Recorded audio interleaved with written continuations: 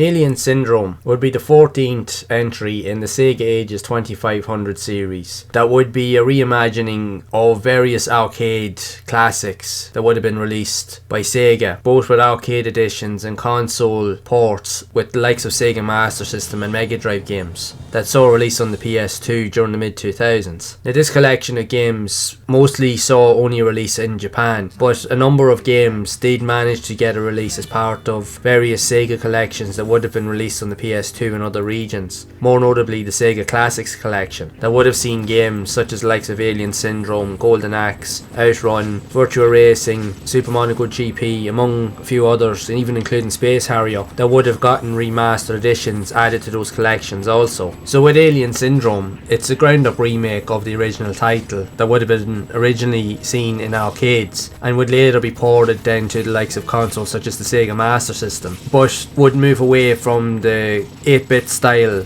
with the visuals and the gameplay elements and focus more on 3D styled graphics and environments, but also allows players to take more damage so they don't just die in one hit like what would have been seen in the original version of the game. And plus you have access to a multitude of different types of weapons that are far more deadly and devastating than what would have been in the original game as such. As in this game you have access to lasers, flamethrowers like they would have been seen in the original game, but you also have access to a variety of other additional drones that can accompany you throughout play that will shoot lasers in different directions that can help you to eliminate more enemies a lot faster, and especially from different directions. But you also have access to rocket launchers and even homing missiles so that you can literally destroy anything anywhere on the screen, and these types of weapons will be beneficial to you especially in boss battles that you will have to face at the end of each level. So like the original game, the game comprises of 7 main levels with a boss element at the end of each level, and you do have one final boss then that's added into the game that wouldn't have been in the original version. So you have, like the original game, have the ability to play as both a male or female character, and then the goal is to capture survivors that have been held hostage on various alien ships that are situated throughout the galaxy. And the game itself plays very much like an arcade style, and like I said, takes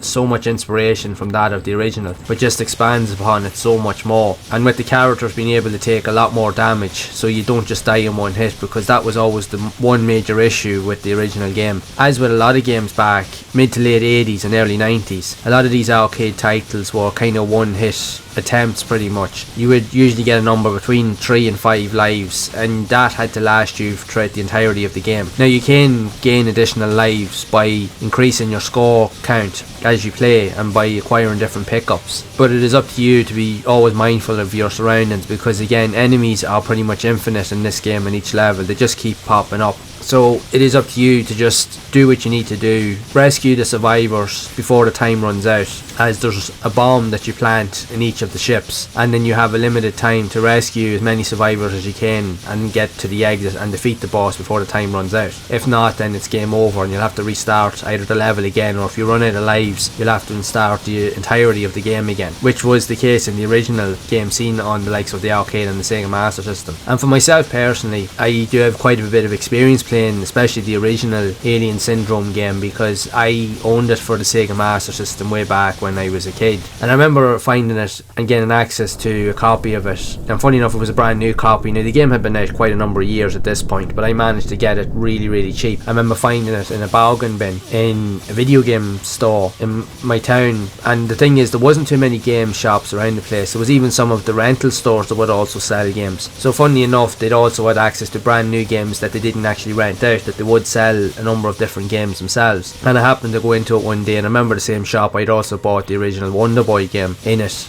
about a year beforehand, and I went into it then say the next year, and Alien Syndrome was in there, and it was only about £6 at the time. Now I was only about 11 at the time when I bought it, and I couldn't believe that I was gaining access to a game for that price. So I had whatever wee pocket money I had, I bought the game straight away. And I will admit, when I first played it, it drove me crazy. It's such a difficult game, because again, the one hit deaths and trying to get familiar with the weapon types, and especially defeating the boss bosses because there's really no room for error, and that's the typical way of all of these old school classics. You have to adapt your gameplay and you have to get really good at the game. That was the one thing about those old games. They forced you to get good at them. There was no easy entry or no chill atmosphere with them. Everything was just ruthless and difficult. If you weren't good enough at the game, you weren't going to get very far. Let's just put it that way. So it forced you to play it and to get better at it. And me, because I was addicted to video games at the time, I still am, but at least I've kind of learned to pace myself now as I've gotten older, as they say. But when I was younger, I was so addicted to the game that when I played it, now mind you, I did have a load of other games to play, so at times I would have to take a break from Alien Syndrome because again it was so tough back then, and it still took me a while to kind of figure out what to do. And a lot of it is luck based because again, remember, enemies pop up from anywhere on the screen at any time. They're randomly generated, so you always have to be mindful of your surroundings at all times, and that's where you will get caught out and that's where you will lose a lot of lives. And the same can be said for this modern version of the game that was released on the PS2, although you do have a bit more leeway in terms of having health this time around, so you can take a few hits before you die. But as long as you don't lose all your lives, the one consolation is, and even with the original game, it wouldn't completely destroy all your progress if you lost a life. Any survivors that you had managed to save at that point would be carried on, and then you just have to save the remaining few, and then you would have to run to the level exit. So it gave you some leeway in terms of progression, which was definitely needed because the game is just tough enough as it is. But I remember I had the game for a couple of years. I remember it took me about 2 years on and off, I think, to finish the game. It did, because it was one of those games I could get so far and then I would just always get stuck, or I'd always get to a point where I'd just lose all my lives. And the problem is, the further you get into a game, you know yourself back then, the more nervous you would get because you didn't know what to expect, you didn't know what to do, and it's just you got so nervous to a point that you were that desperate to finish the game. That was part of the problem, because you would end up making a lot more mistakes, which in turn would lead you to losing lives. And because I found the game really frustrating and difficult at times, there was weeks where I did have to step away from it and go and play something else because it did drive me crazy. But I always found myself going back to it. It was one of those games that I didn't give up on because I was like, no, I am going to finish it. And the funny thing about it is, when I did eventually finish it, I managed to finally complete it, and I was just overjoyed. It was one of the hardest games I'd ever personally had to play or ever tried to play, and I did manage to finish it. But once I finished it once and I knew what to do, I went and played it multiple other times after that, and I managed to do it with ease. And I was wondering to myself looking back, but then again, you gained up so much experience from playing it, you realise that it wasn't as difficult as you originally had thought. Well, I'm saying that it is a difficult game, but it's just once you've put time into it and you understand the layouts of the levels and you understand the boss movements and their attack patterns, you can get to grips with it after a while, and you will be able to anticipate things a lot easier, and it will make your second or third playthrough a lot easier than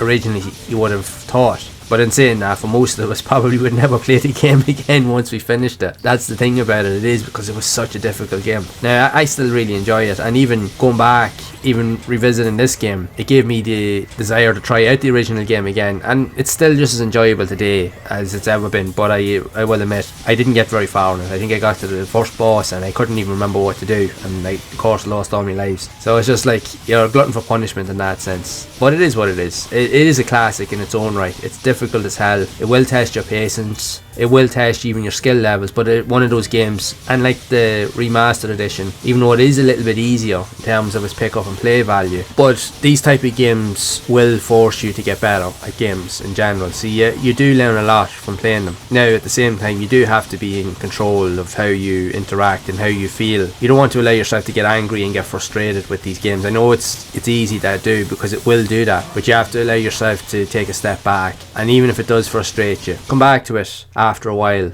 and go at it again, because the chances are your second or third playthrough will be far better than your first, and you'll be able to make up numbers as you go along. But it's just a game that requires just a lot of patience and a lot of practice, and that is the thing. Patience is a must with this game, and especially with the original game. But I did find this newer version a lot easier to pick up and play. Once I found myself getting into it and figuring out what to do, I was addicted to it. I ended up playing through the entirety of the game, and it was very enjoyable, and it is a good re-envisioning of a classic game in all regards to it. And I would love to know your thoughts of this version of Alien Syndrome for the PS2 if you have played it? Or did you even play the original game back in the day, either in the arcade or even on the likes of the Sega Master System or 8-bit consoles? And what did you think of the game overall? Did you enjoy it, or did you equally find it as frustrating and just head-wrecking as I did back in the day? Or were you addicted to it and you just kept playing it until you finished it like I did? I'd love to hear whatever stories you do have of this game, or even its original, so be sure to share it down in the comments below. And if you have enjoyed this video, make sure to leave a like, subscribe to the channel and hit the bell to be updated of future videos. And if you would like to see a full playthrough of this version of the game, then you can check out this next video on screen to see more of it in action.